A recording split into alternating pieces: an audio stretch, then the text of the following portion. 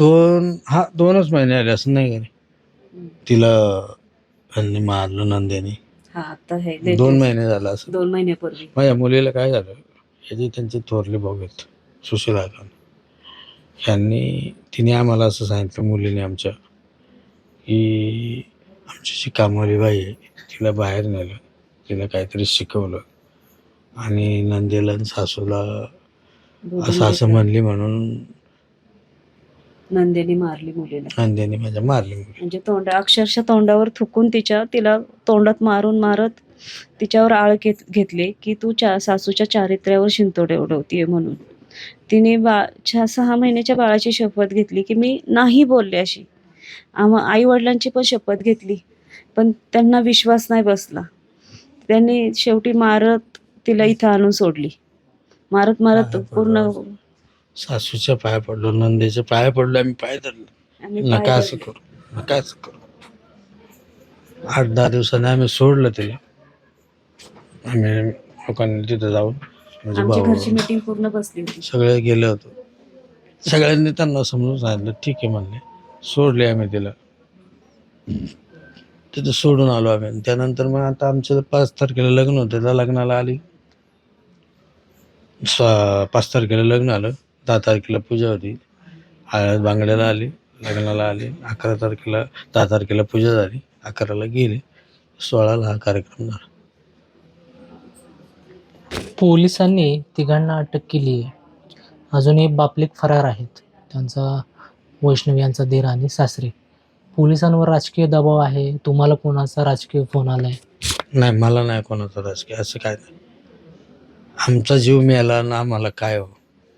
पोलिसांवर राजकीय दबाव आहे त्याच्यामुळे मिळत नाहीयेत ते दोन्ही, असंच म्हणावं लागेल. कारण जर आज 5 दिवस उलटून गेले तरी आरोपी 2 फरार आहेत. आमचा तर जीव गेला. खरं तर तुमचे जिव्हाई जे आहेत राजेंद्र हागवणे, त्यांचे जे नेते आहेत सध्याचे उपमुख्यमंत्री अजित पवार, यांना तुम्ही काय आवाहन कराल? त्यांना एकच सांगाल की दादा, माझ्या लेकराला न्याय द्या. त्यांना जेवढी कठोर शिक्षा होईल. आणि तुम्ही जर ही बातमी पाहत असाल, त्या मुलीचे फोटो आणि ती अवस्था बघा आणि तुम्ही ठरवा यांना मुलीला न्याय द्यायचा की काय करायचं. लाडकी बहीण म्हणताना माझ्या लाडक्या मुलीला तुम्ही न्याय द्या. तुमची मुलगी समजून माझ्या मुलीला न्याय द्या, एवढी तुमच्याकडे प्रार्थना आहे. एवढी प्रार्थना आहे का आमची, की आमच्या मुलीला न्याय द्या, तुमची मुलगी समजून न्याय द्या. ज्यावेळेस वैष्णवी आणि शशांक यांचं लव्ह मॅरेज होतं, त्याआधी लग्न जोडू देत नव्हते, असं काही झालं होतं का त्यावेळेस? चालतं की, आता तुम्हाला अगोदरच सांगितलं की 2 मागणी आली होती, दोन्ही मोडली.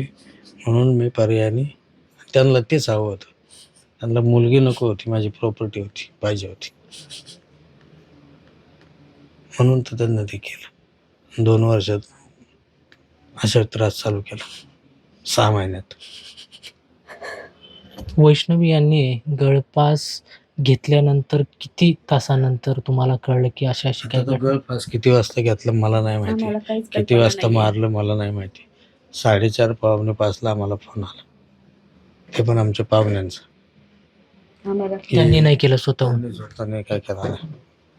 आमचे बैरट पाहुणे आहेत, त्यांचा फोन आला की आमच्या भावाला, माझ्या चुलत भावाला फोन आला की तेलाराम का हॉस्पिटल आहे पावधनला, तिथं त्याचं आई वडिलांना आणि 2 भावांना घेऊन या. आम्ही गेलो लगेच. तिथं ते सगळं झालेलं होतं. थेट विचारतो, ही आत्महत्या आहे की हत्या आहे? वाटतं तिच्या हत्याच केलेले. कारण एवढे मार आहे तिच्या अंगावरती, एवढे मार आहेत की अशी एक जागा सोडलेली ना की ती काळी निळी झालेली, एवढी मारलेली.